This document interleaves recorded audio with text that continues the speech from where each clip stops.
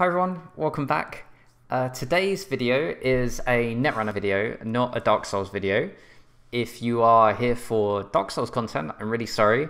I'm working on a new route. I'm working on a great speedrun route, and it's going quite well. I'm hoping to have a video up in maybe a couple of months, once I've got time to refine the route and record all the footage. But today we are looking at Netrunner. So I run a Netrunner tournament online every 6 months, which I call the Netrunner tournament.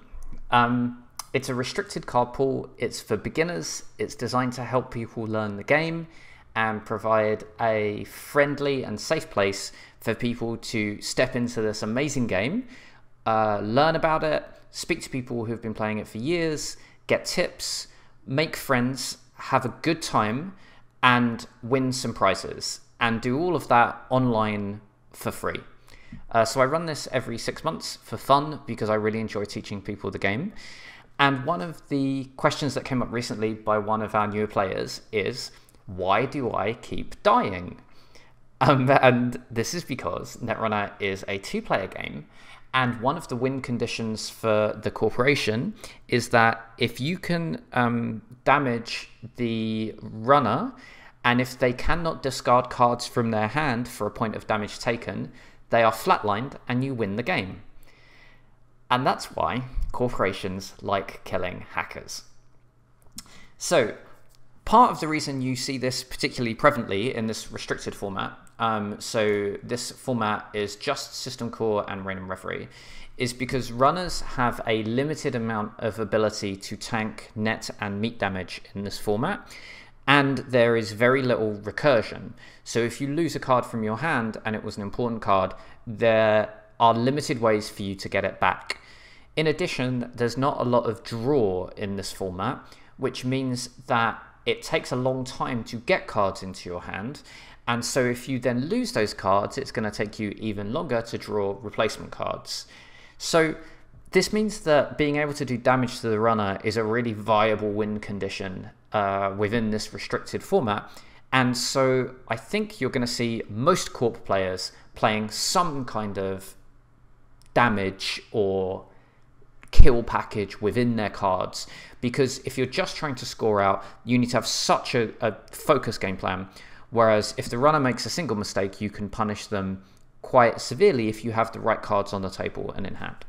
So I'm going to make a quick video showing all the ways the Corp is going to try and kill you and tell you how you can stop it. So first of all, if you want to see what cards are going to do any kind of damage, go into the deck builder. X is the string to search for text on a card. So do X : to search for the text string. And then using regex, you can just double quote net, meat, and brain. And I am going to look at ice at the end of the video. But for now, we're just going to look at non-ice cards. So I've selected all the cards. In collection, I've got the card pool over here, so just the 2 boxes. And we can see these are all the cards that can do net, meat, or brain damage, which are not ice, which is not that many. So we're going to go through each one, explain how it works, how a player might use it, and then we will probably try and talk about ways to play around them. So the first one we're going to do the iconic snare. Snare is one of the most well-known cards in the game. It's an ambush type, and the ambush type is active when accessed. So this card does not need to be rezzed for it to activate. So it activates from hand, from R&D, or if it's installed on the table. It costs the Corp 3 to activate, but it's actually 0 to res. And this says, if the Corp pays 4 creds when the runner accesses snare, do 3 net damage and give the runner 1 tag. Ignore this ability if the runner accesses snare from archives. So this is not activated from archives, so you gain nothing when this card's in archives. And this means that the runner is nearly always going to trash a snare when they access it, because it costs them 0. And once it's trashed and it's in the bin, it is no danger to them until the Corp can recur it back with something like Archive Memories, and then you're playing Hunt the Snare again. Now, the reason snare is particularly exciting is because it's only got these 2 influence pips, okay? And 2 influence means that it's good almost, it can be played anywhere, but it's very, very good for the simple reason that if you leave it in your hand, it will stay there and you can just keep it in hand until the runner accesses it. And it provides a punishment for the runner running HQ. And there are not a lot of other ways to punish the runner if they run HQ. But having just 2 snares in your deck means that if the runner, after a while, they can get stuck in your hand. I say stuck, I mean you leave them there. And then it just provides this constant threat for the runner that the runner has to play around. Additionally, if the runner accesses R&D, they might hit the snare, and then this causes them 3 net damage as well. One of the best things about snare is also the tag, and for whatever reason, it's really easy to forget this tag. I think because you're so focused on the net damage, and often if a runner hits this click 1, you might get lucky and they might forget to clear the tag by the end of their turn. So, in terms of how to play round snare, you never run last click. Okay, and never run with less than 3 cards. So always make sure you have 3 cards, and always make sure you're running first, second, or third click. And that means you can clear the tag, because if you don't clear the tag, they can NBN can do some shenanigans, or there are some cards which allow different tagging actions, but mostly they can trash your resources. And in this limited format, resources are really important for your money, your draw, etc. And they're quite expensive to put down. There's not a lot of ways to install resources super cheaply here, so if the Corp can afford to trash them, then that's going to suck for you. So that's Snare. And Snare is a Jinteki card, but you can see Snare anywhere. And one of the best tips I ever got was when playing HB, I was told that Snare is the best HB card.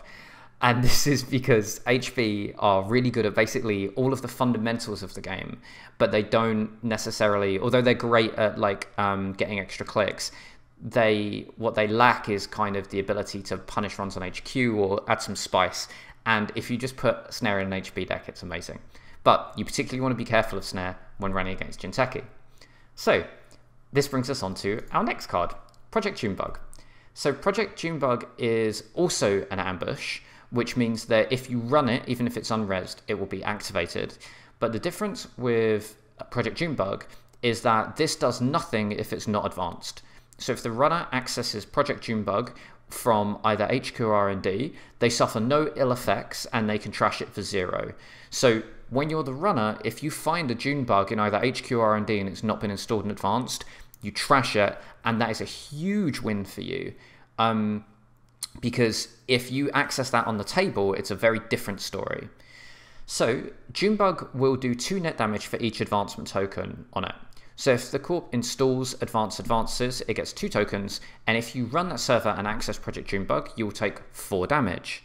So whenever you are running an advanced card and you suspect that it could be a trap, or if you just want to be very safe, make sure you have at least 2 cards for every advancement token on that card. And then even if it's a Junebug, you should be okay. There are caveats to that. So for example, if you run last click, you may, and you finish your turn on the 0 cards, you make yourself vulnerable to Neural EMP, which we will talk about. So they can hit you in their turn with Neural EMP because you made a run, do 1 net damage, and you're dead. Additionally, there is another card called Hokusai Grid, which does 1 net damage whenever there is a successful run. So if you see a double advanced card, which is on an upgrade, that could be a Hokusai Grid, and you should run with 5 cards instead of just 4, in case it's a double advanced Junebug on a Hokusai. Okay? But it's really important to have this in the back of your mind, that in general, the most damage you can take from a card, in even the broad format, like standard, is 2 damage for every advancement token on a card. As I found out, much to my detriment last year at Euregio, when I got horribly cocky and thought I was much better than my opponent, and I ran his double advanced card, convinced it was an NGO with 2 cards in hand, and he killed me. It was a disaster. So that's Project Junebug. Now, Saraswati Mnemonics, the reason we are looking at that next is because Saraswati Mnemonics loves this card, and it also probably loves one of the other cards I've got up here, which is Aggressive Secretary, but we'll come to that. So Saraswati Mnemonics has the ability on the ID of, for a click and a cred, install a card from HQ in a remote server, then place 1 advancement token on it. You can't score or res that card until your next turn begins. So this is the Rain and Reverie Jinteki ID, which is in our format. why would you do this?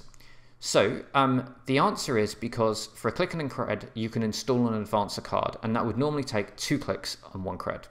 So you are saving a click each time you use this ability. The general process you're going to see for someone that plays this ID is they are probably going to use the Saraswati ability and then double advance the card. And that's going to be what they're going to do on most of their turns when they're not making money or punishing you for making a mistake. And that means most of the time the cards they'll be installing are going to be triple advanced by the end of the turn. And as you know, with a Junebug, that means it could be 6 net damage.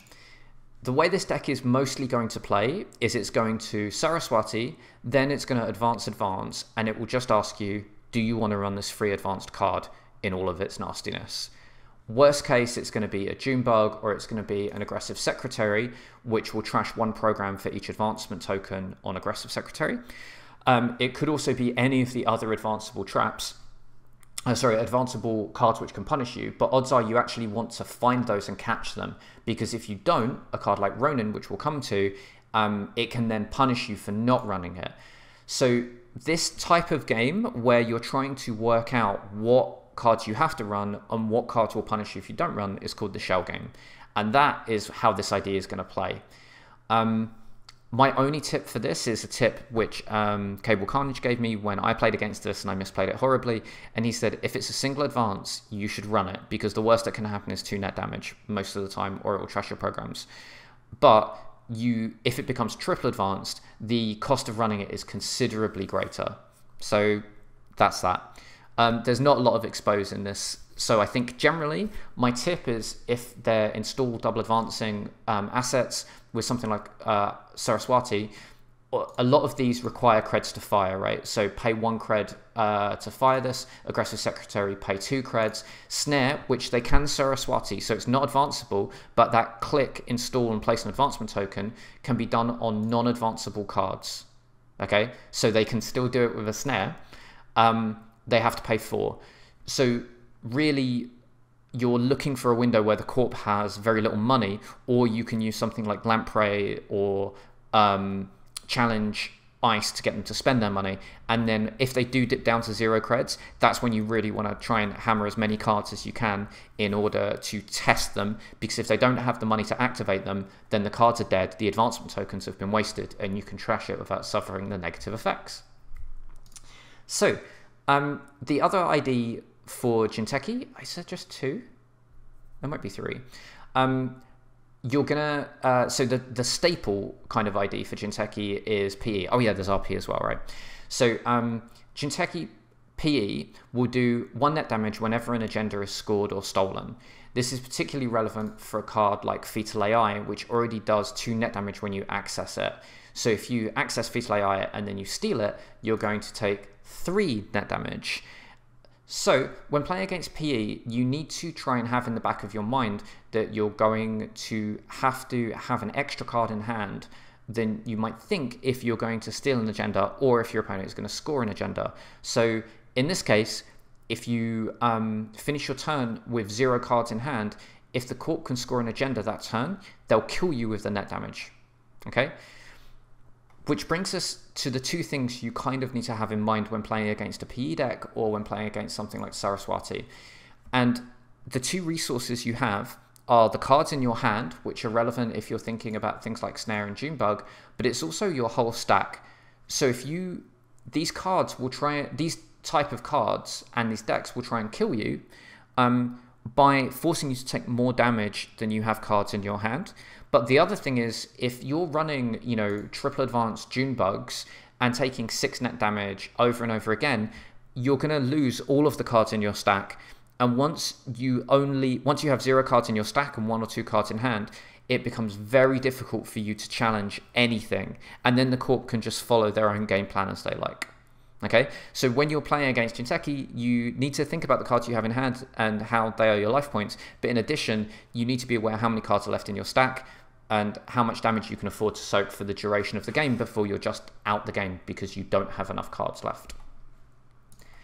Next, we're going to start looking at our first operation.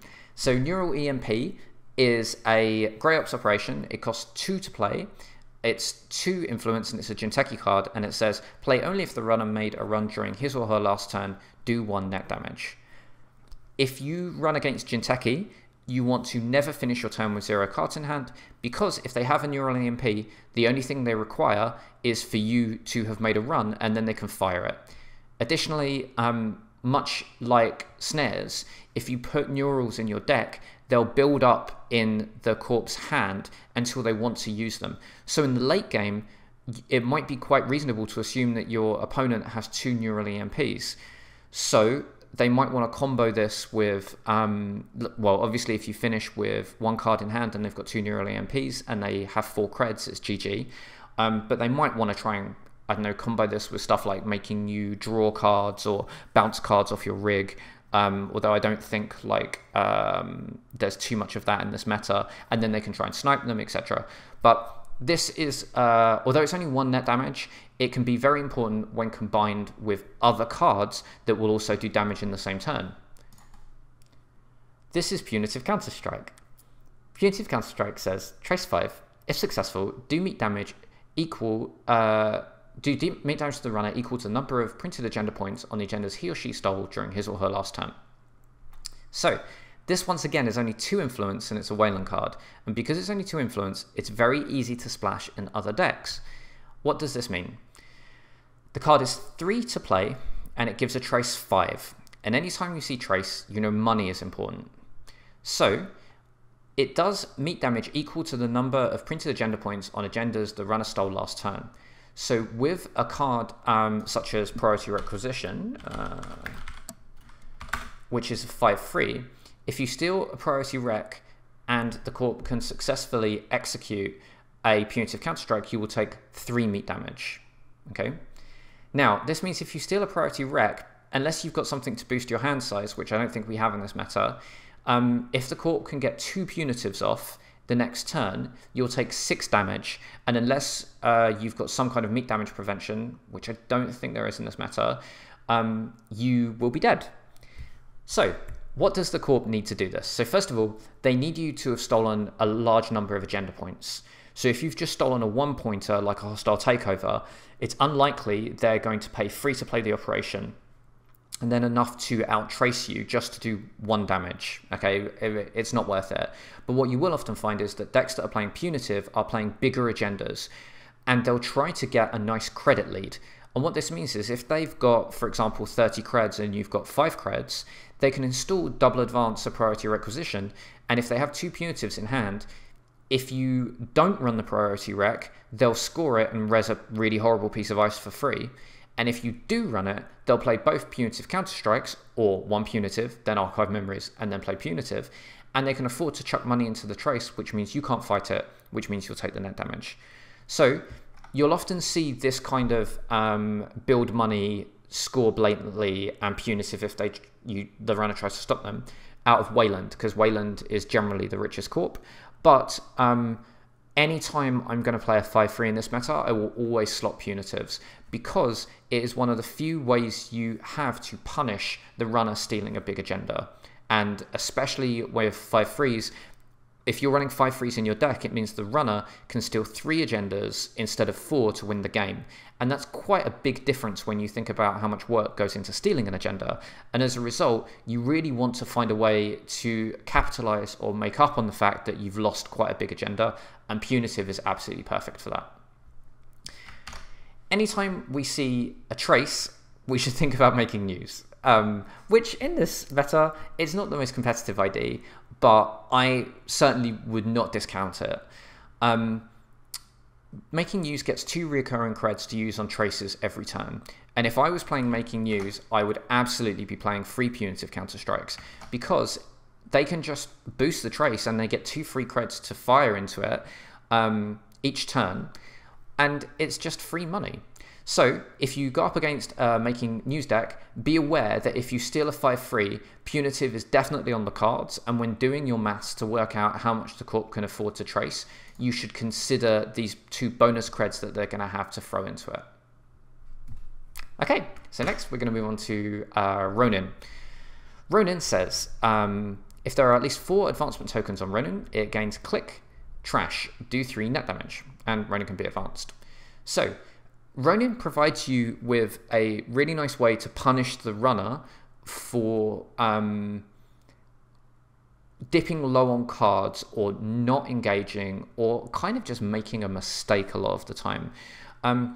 Ronin is particularly powerful when combined with Neural EMP, because this means if you have 2 Neural EMPs and you have a Ronin on the table, for 3 clicks you can do 5 net damage. The only requirement with that is that the runner has to have run, okay? So if you're the runner and you see a Neural EMP in the Corp's hand, you need to kind of have in the back of your mind that yes, you don't want to finish on 0 cards, but if there's also an advanced card on the table, could it be a Ronin? If there is an advanced card on the table, which the Corp never scores after a couple of turns, this is probably going to be one of 2 things. Either it's a 1-point agenda, which they've decided not to bother scoring because it doesn't benefit their plan. So say, for example, they're already on 5 points and they just want to score a 2-pointer.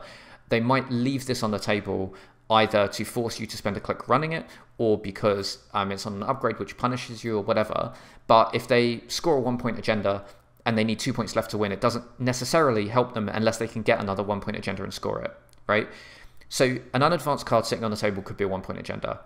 It could also definitely be a Ronin. And I say this because I do this all the time, right? So I love slow rolling a Ronin, and you just advance it once like every turn. And once it gets to 4 and you don't score it, the runner's just like, oh, it was a June bug that I'm not going to run and it never went off. And then they run, and then you neural, and then you pop Ronin.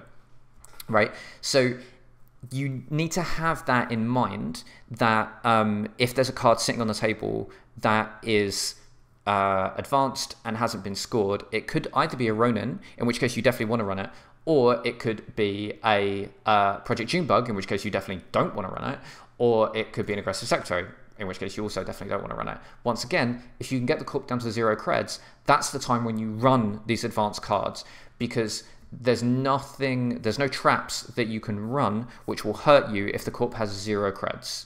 And in this meta, they don't have an NGL on the table that they can pop to get instant money. So just bear in mind that obviously if there's a pop-up window in front of it and you run through the pop-up, they'll get a cred which they can use to activate the Junebug. But onward, okay? So that's Ronin.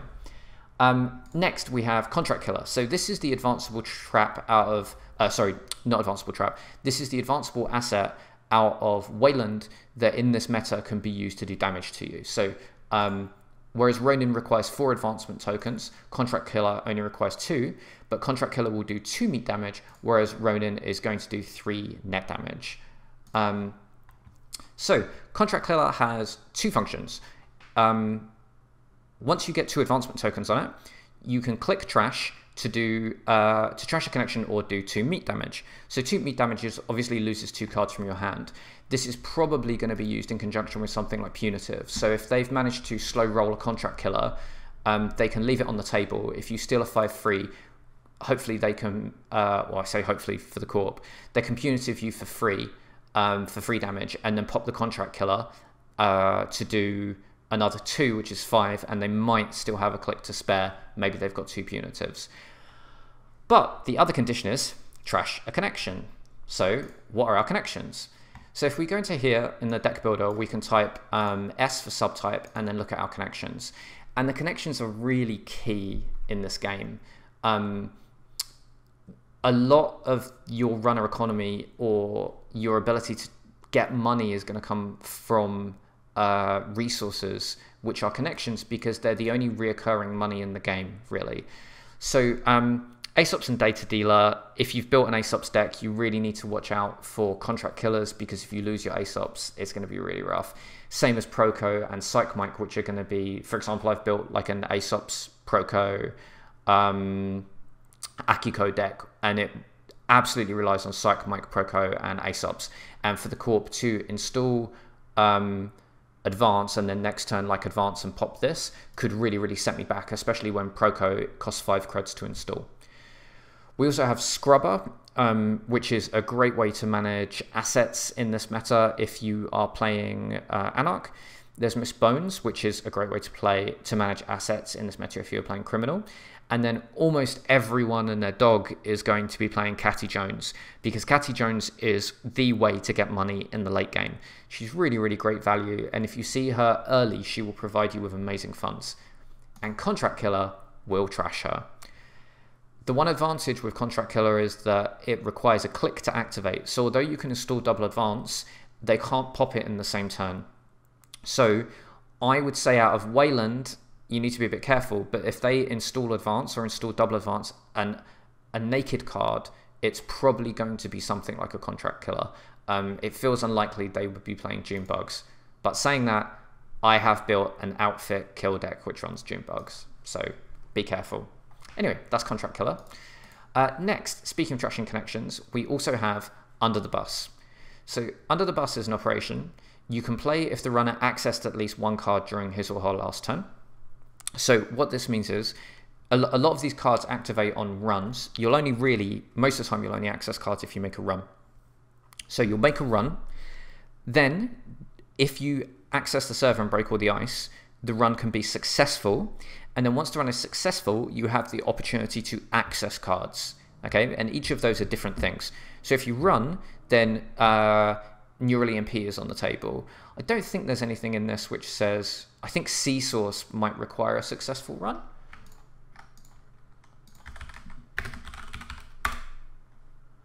Yep, so C-Source is in this meta and requires a successful run, but this just gives you attack. It doesn't kill you outright. It would need to be comboed with something else, and I'm not sure there's anything in this meta for that. And then you access. So Under the Bus is only playable if you access the card, and it allows you to trash one connection resource and take one bad publicity.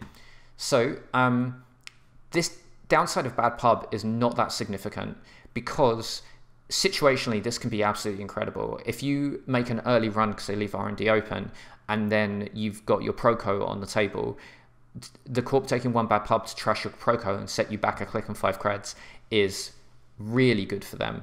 In addition, there's Elizabeth Mills, which allows them to remove the bad pub later in the game. So if you're playing against Wayland, particularly the outfit which wants bad pub, be aware that if you access any cards in your turn, you are opening yourself up to Under the Bus. So you're probably only going to see it in the outfit in this meta, but you may also see it in Building a Better World. And how do you play around that? I mean, I think fundamentally, if you're playing a connection-heavy deck, which is like a Shaper deck, I think you just have to not run and not access cards until you've got a stable economy and you're happy with your draw. Against the outfit, against Building a Better World, you can probably just risk it. But be aware, mid-game, they're very, very likely to have Under the Bus in their hand if they're playing the outfit. Cool, this is taking a while. I'm sorry, I'll try to speed up a little bit. So, Paper Trail. Paper Trail is another agenda which is in this meta, and because of the prevalence of connection and job resources, which include bank job and Armitage code busting, this agenda is very, very strong. And although this won't do meat or net damage or brain damage, this will trash your connection job resources. For criminals, the job resources are really significant, because if you lose a bank job or an Armitage code busting, that can really set your economy back. The way to play around that is only install these things when you're planning on using them and leave them in your hand the rest of the time. That might not be strictly true with Armitage code busting, because you might not want to leave it in hand. I think bank job you can leave it in hand, but with Armitage code busting, if you do install it, I would strongly recommend trying to take at least 6 credits off it the same turn you install it, just in case it can get trashed. Now, Paper Trail is a 4 advance, so anytime you see an install and single advance, you have to have Paper Trail in the back of your mind. Okay. Also, if you see an installed double advance, if you see an installed card in a protected remote that isn't advanced, you can assume that this is not going to be scored next turn, even if it's a Paper Trail, unless it's HB and they've got a lot of money, in which case Biotic means that they could score it in 1 turn. But in general, in this meta, same as when you're playing Core Experience, if you see an install single advance card, you have to assume it's a Paper Trail, and I would strongly recommend clearing your Catty and your bank jobs that turn. Worst case, it's not, it's something else, and you've missed an opportunity to run, but losing your money early on in the game, when all the Corp is done, I mean, especially if you're poor, it's a trace 6. If the Corp doesn't even have to pay into the trace, then that's a huge benefit for them. So let's move on. Elizabeth Mills, I mentioned because she can trash a location resource. So you need to install her, res her for 2, and then click and trash 1 location. There are not a lot of locations in the game. So there's Aesop's, District 99, which I don't think anyone's going to play here, Earthrise, and Netrunnargh Gallery, which I don't think anyone's going to play here. So Earthrise and Aesop's are significant targets, particularly Earthrise because it's so expensive. But they would need to get this on the turn in which you installed it for it to really be worthwhile. But when you res her, she does clear a bad pub. So I think outfit decks are likely to run 1 or 2 copies because it helps them clear bad pub late game. And also if they can manage to, if they are playing a runner who is relying on Earthrise for draw, that can be a really, really significant hit. So it is worth kind of having that in mind, I think. But ultimately, it's not going to kill you. Hogside Grid, we already talked about. Hogside Grid will do 1 net damage when there's a successful run on a server. It's only 2 influence, but you're not likely to see it splashed outside of Jinteki. The biggest thing to be aware of with Hogside Grid is that it has a 4 trash cost. Now, if you see an upgrade installed on a server played by a Jinteki player in this meta, it's very likely that it's a Hogside Grid. You have to just deal with the net damage when you run it, but you really want to be able to trash it. You never want to have to run a Hogside multiple times in order to trash it, because you're just losing cards out of hand that are going to cost you clicks to draw back up, and you're depleting your stack, which is limiting your ability to play the long game. Fetal AI, we already covered briefly. It's Jinteki agenda, it's a 5/2. When you access Fetal AI, you will take 2 net damage, and if you want to steal it, you have to pay 2 creds. What this means is the worst situation you can get in is when you run a Fetal Hogside server and you finish the run with 1 or 0 creds. You access, you suffer 2 net damage from the Fetal, you suffer 1 from the Hogside, and you can't afford to steal the Fetal, and you can't afford to trash the Hogside. So if you are running that type of server, and perhaps you kind of know that it's a Fetal, you really want to be running with 6 creds at the end of your run. So whatever you need to break the ice plus 6 in order to make sure that you can trash both of them. In addition, you need to make sure you're going to have more than 0 cards at the end of your turn, because otherwise you're playing into your early MP as well. In general, I think a Jinteki player isn't going to want to score the Fetal AI themselves. They kind of want you to have to access it and steal it. If the game goes on a while though, what I will often do is I will install Double Advance of Fetal to put myself in a position where if the runner runs it and steals it, it sets them back significantly because of the costs and the card damage. So then the next turn they have to spend a turn drawing, and I can just take another agenda from my hand and score and win. Or if they do steal it, it only gives them 2 points as opposed to 3. Which you would normally get for a 5 advancement, and that puts them less in the lead than if I was installing and advancing a priority requisition. So we are finally, I don't want to talk too much about ice. We're going to do them very briefly, but I do think Itchy is really worth mentioning. I really, really love Itchy 1.0. I put it in almost every single system core deck I build because it's only 5 to res, it's 4 strength and a sentry, which puts it out of mimic range, and it trashes programs. And there are not a lot of ways to trash programs in this meta.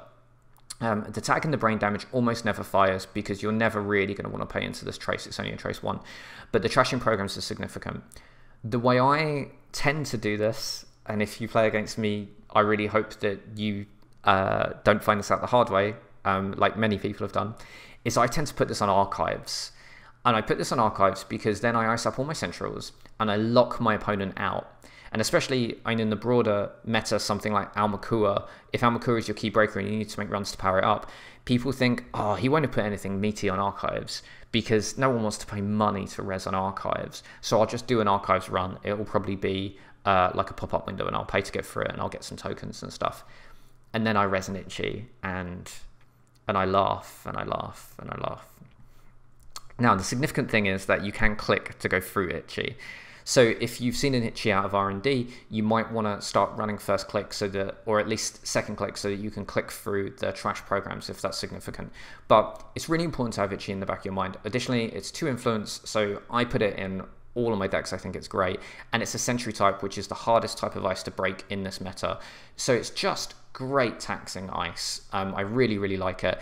It is a bioroid, so if you're playing against a stronger together player, you should expect to see 3 copies of this because it's so good. Okay, so I've talked for way too long. The final thing we're going to do is just quickly run through all of the ice, which will also do some kind of net meat or brain damage. So Formicary is an easy one. Formicary, when the runner approaches a server, you may res Formicary. If you do, move to the innermost position of that server. The runner is now encountering it, and then end the run unless the runner suffers 2 net damage. So this is only 2 strength. It's a sentry type, so it should be relatively easy to break. If it fires, the runner, you have the choice of ending the run as opposed to suffering the net damage. So there's no reason why it should kill you, unless you're like, I've got 2 guards, I can suffer 2 net damage, and then you access a fetal. But Formicary is, because it's only 2 strength, I wouldn't expect you to see it that much, but it is what it is. Flare is significant. So Flare says, if trace 6, if successful, trash 1 piece of hardware, do 2 meat damage, cannot be prevented, and end the run. Now, this is the only way I know of to trash hardware in this meta, and even in the standard format, it's really hard to trash hardware. It's 90 res, which is really expensive, but it's 6 strength, which is really significant. And in a meta where priority requisition is actually playable, you can res this for free if you can manage to score out a priorec. So this is worth having in the back of your mind, along with Hydra, if you're playing against a Jinteki player. So Hydra is also strength 6, it's 10 creds to res, and it is a sentry, and it says, do 3 net damage if the runner is tagged, otherwise give the runner 1 tag. Gain 5 creds if the runner is tagged, otherwise give the runner 1 tag. End the run if the runner is tagged, otherwise give the runner 1 tag. So once again, like Flare, this also ends the run, but it does loads of nasty stuff before it does that. You are almost certainly going to see this out of Acme. So if you play against someone playing Acme, which will be me in the tournament, I love Acme, apparently. I didn't know this until 2 weeks ago. You have to have Hydra in the back of your mind.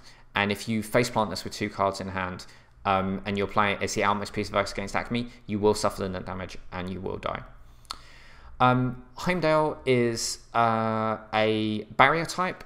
It does 1 brain damage and ends the run. You can click to go through it, and it is 8 creds to res, which is very expensive. I'm not expecting to see any real Heimdall except out of Stronger Together, where it becomes strength 7 because of the ID ability.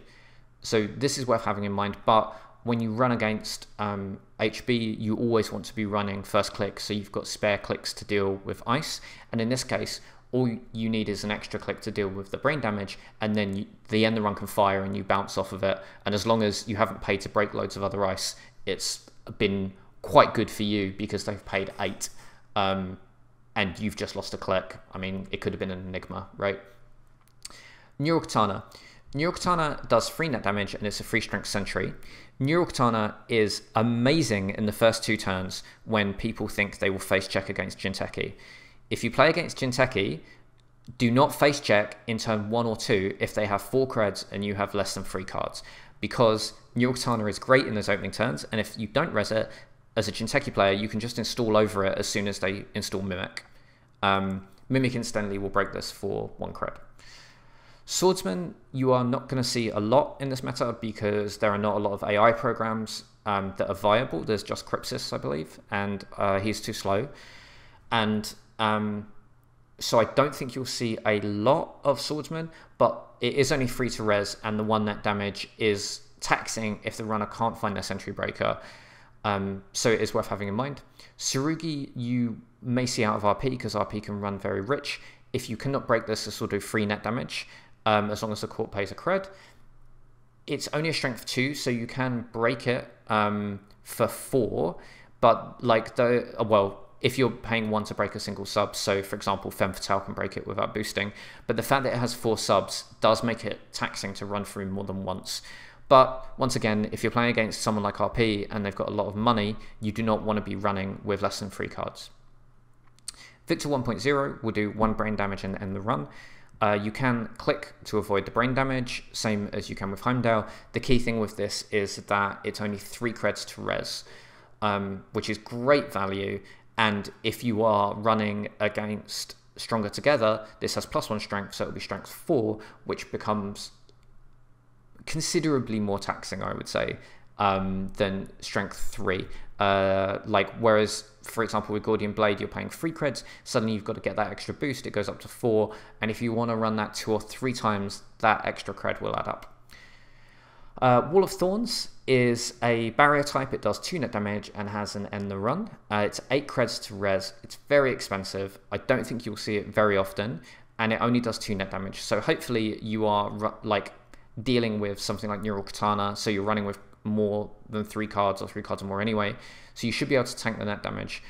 But once this is rezzed, it's a strength 5, which makes it a lot harder to get through. So if Fem is your only breaker, for example, you'll be paying 6 creds for the boost and then 2 creds to break both of the subs, which is 8. And finally, Yagura. Yagura is a great ice on R&D. It's only strength 0, but it only costs 1 to res. And because it's got 2 subs on it, with something like Gordian Blade, it's going to cost you 2. I think Abigail is going to be 2. So it's just a really, really good tax. And the runner can never afford to let the top subroutine fire, because it allows you to filter your draw and significantly move agendas that are on the top of R&D, which the runner would access, to the bottom, which is very, very powerful. So that is my brief summary of all the ways the Corp may try to kill you in this meta. I hope that's been useful. If you have any questions, feel free to leave them in the comments below or shoot me a message on the Netrunner Slack channel. Thank you for listening. If you have any feedback, please let me know, and best of luck in the tournament. Bye.